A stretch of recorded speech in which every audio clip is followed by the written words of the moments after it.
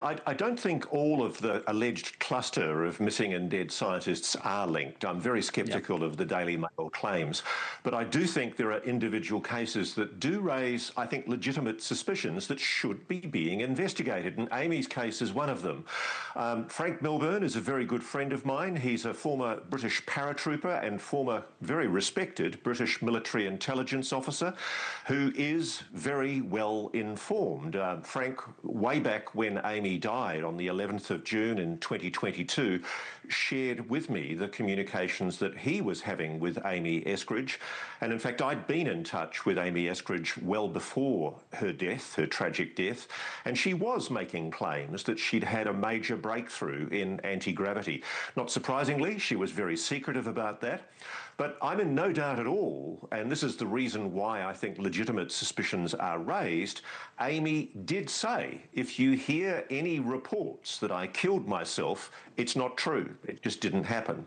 And she was, I do believe, showing very credible evidence that there were some kinds of injuries on her body. I've seen those videos, I've seen the photographs.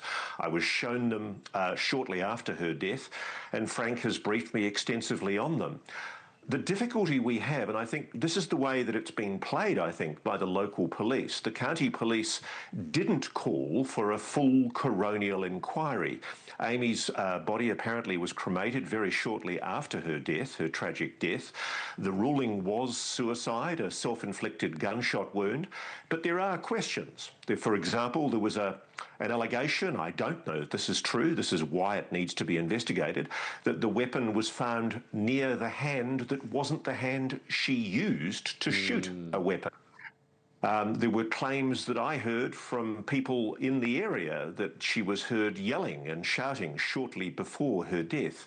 And also there's a voluminous quantity of videos where she herself described being allegedly attacked with directed energy weapons, as you've reported.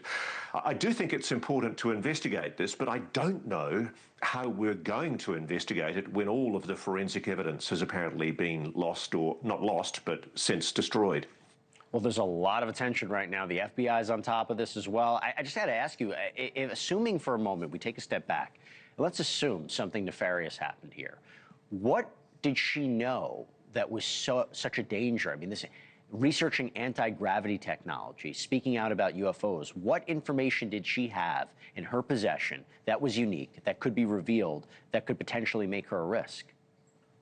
Okay, I know this sounds to many of the viewers like a crazy conspiracy theory, but I'm on record as saying that I know from my own sources, including David Grush, that dreadful threats, intimidation, bullying, attempted murder, and even murder has allegedly been perpetrated on people who've tried to come forward with evidence of what we believe is a secret UAP, non-human technology retrieval and reverse engineering program that's been going on inside the US military and private aerospace for at least 70 years.